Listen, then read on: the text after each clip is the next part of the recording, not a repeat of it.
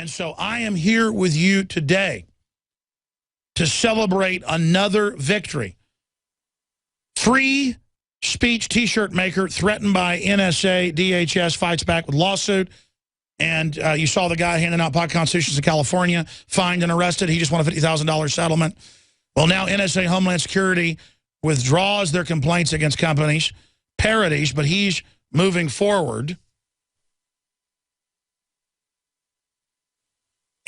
And so now our guest has had a victory. NSA Homeland Security settled a lawsuit with the Patriot, the Sauk Rapids man, over satirical business. And clearly he can show the NSA logo and change it and, you know, have the eagle listening to you, and clearly it's a parody, and clearly it's the most protected form of speech. You know, I say it's a beautiful day, that's protective speech, but if I say the government is run by a bunch of degenerate scum who are out of control, need to be arrested, that's the most protected form because it's political speech. Go check the rulings. And Dan McCall joins us of LibertyManiacs.com, and I bet by them coming after him and him suing them and all his attention, let me just guess, Dan, I bet you're selling 10 times the apparel you were previously.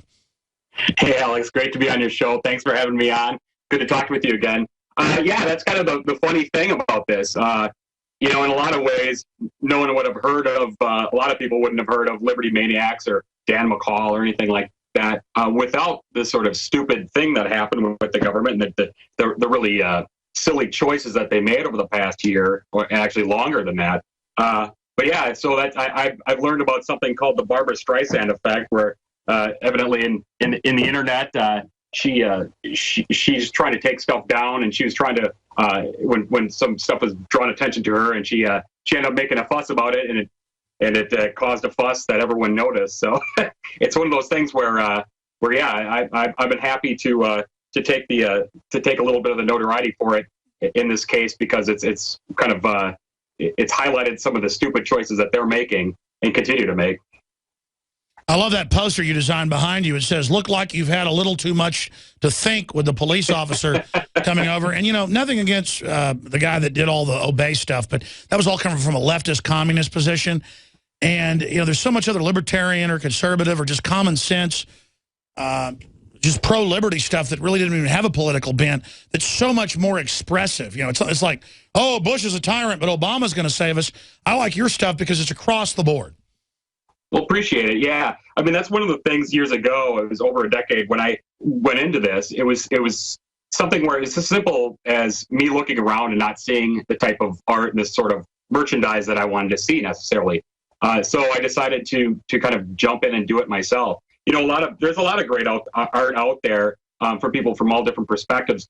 The stuff that I try to focus on is stuff that, you know, number one, I truly believe, and number two, stuff that I just don't see out there in the art world. Like right now, I've got at the Docks Museum of Fine Art in Prague. Actually, right now is a show that's running some of my stuff, and I was kind of going through the catalog of all these posters over the past 100 years. It goes from 1914 to 2014, and there's not a lot that kind of holds the same sort of ideological perspective as the ones that I put out there. So I definitely think that there was, you know, along with you have a ton of merchandise out there and stuff. You know, it was time to sort of bring another perspective to the, you know, merchandise. Oh, no, that's it. I mean, what you're doing is what I've been trying to do, you know, even before you came along, and we're doing it with some success now. No one's just a pro-liberty 1776. I want all my freedom now. Take your labels and cram them down a toilet. Right. Look at the police state around us. Look at everything.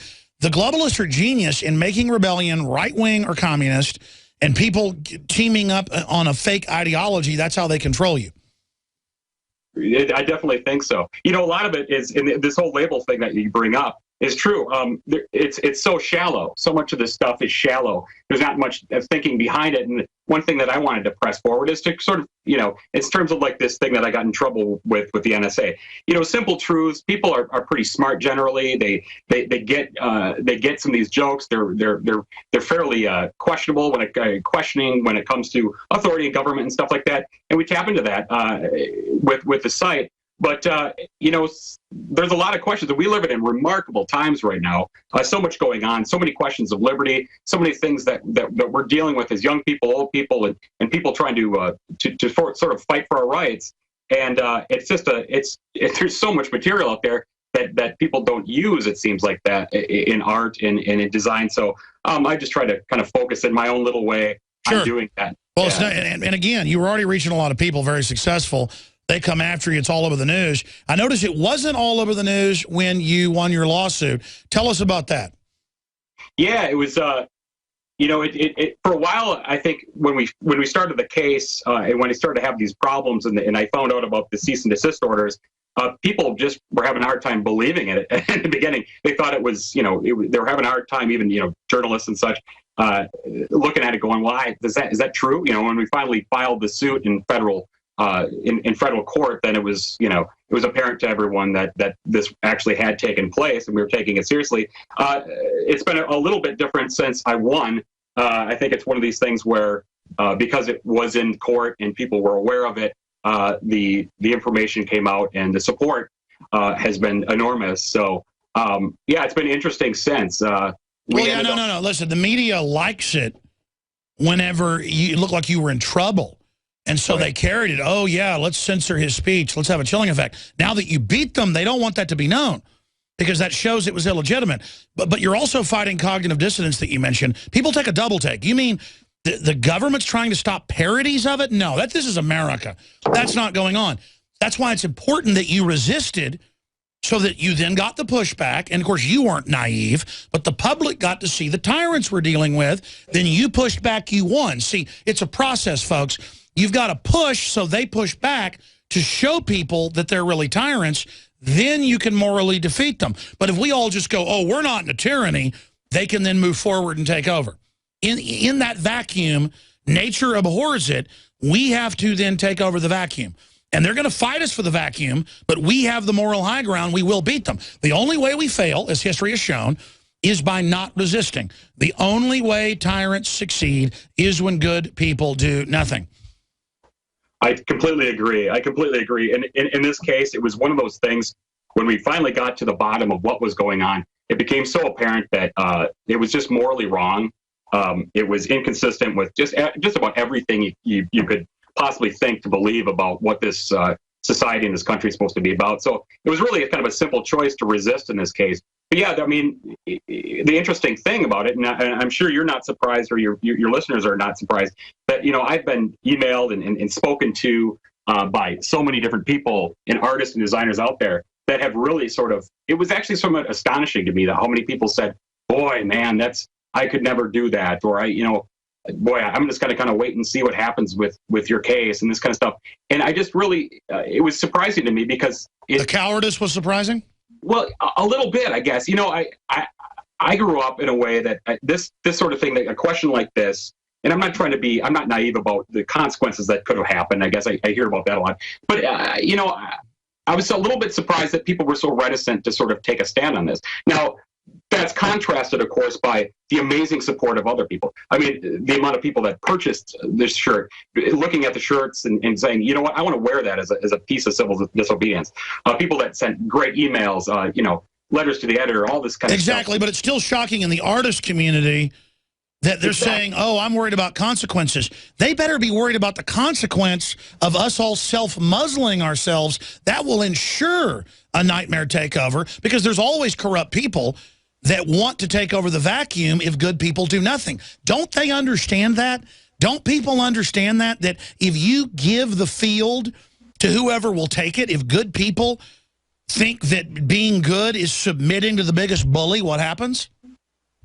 Yeah, it's startling. It's startling to think that many people do, and that's where a little bit of my that were some of the toughest times when I started to get some of those emails and things from other designers, artists, because in a big way, I think that's if you're taking your art seriously and things like that, yeah, you're really challenging sort of the world. You're impressing upon the world your sort of views and things, and mixing yourself with the world and pushing back on things. So art and design and all these things are all sort of a subjective thing, but I think it's really important to sort of to put your stamp on the world and something like this. Absolutely. And just like Shepard Fairey has had so many people kind of be influenced by him, the greatest form of flattery is imitation or augmentation. I see our artwork and your artwork and others being mirrored now and picked up by others, and they're changing it and making it better or different. This is the essence of Renaissance, the essence of true influence. And how do you defeat tyrants? You make art. Yeah. You make art. You know, one of my favorite things, which I could show you the poster. You know, it's by Mark Twain. It says, "Irreverence is the champion of liberty and its only defense." And part of that irreverence, part of that beauty in life, is to create and to challenge the world around you and to build the world around you. And art is a huge part of that. And I think it's an amazing part of. There's so much going on in terms of the patriot movements and in terms of liberty and everything like that. But I love to see that art is starting to take its place in dealing with, you know, freedom and liberty. So, well, Dan McCall, I've been meaning to do this, but I've been so busy. I've been meaning to call you and talk to you about maybe collaborating on some things in the future. LibertyManiacs.com. You're one of the best artists out there, and you really communicate things in such a clear and present way. God bless you, and we're glad you had this victory for all of us for free speech against the NSA. We're glad that Ben Swan has also been helping you out as well. Dan, I really look forward to talking to you again, brother. Anything else you'd like to add? Oh, just thanks so much for having me on. Stop on by the site, anyone that wants to check out some of the new stuff that's coming out. We finally had the victory where the website that was had problems with the government, we finally got to post those new products today. The letters were all sent, so we're happy to post those up, and just check us out at libertymaniacs.com and see what you think. All right, thank you so much, Dan. Yeah, folks, don't forget, we're not allowed to sell Obama deception for 6 years on Google shopping cart. You know, people say, why use Google? Well, it has a big platform. We have a bunch of shopping carts, and you go there, you get more sales, you reach more people being on their system. Their search engines don't block you. So we were trying, and we had a shopping cart as we're selling stuff. We put it up there, and they said, this is racist because you criticize Obama, and they took our shopping cart away. And that was in the news. And we've had other stuff taken from us. And, you know, we didn't get around to suing because we're so busy. But this guy did, and we're glad he sued and won. But he had his website, his shopping cart taken down because the government threatened his shopping cart. And he responded. I mean, that's why he had to sue. And this is the embargoes. Nazi Germany in 33, 34, 35, 36, 37, before they arrested people, they said, you're not allowed to, you know, have your shop anymore. You're not allowed to sell stuff. First, they shut you down economically. And so that's why we stood with somebody who you would say puts out kind of libertarian, pro-freedom artwork and T-shirts that are in competition with us. I'm not in competition with that guy. I hope he sells 50 billion T-shirts. I want to win this thing, folks. We need to build our own market. We need to vote with our dollars, support liberty organizations, and we'll take over. Our ideas are superior. Go to InfoWarsStore.com. Get the Molon Labe shirts that are in. Get the Come and Take It shirts. Get the Obamacare shirts. Get the Paul Revere shirts. Get the Obama Joker Tyrant shirts. Get the women's shirts. Get the End the TSA shirts. You are watching the best of the Alex Jones Show, weekdays from 11 a.m. to 2 p.m. Central. Watch live at Infowars.com/show or become a member of InfoWarsNews.com and help us take resistance to the next level.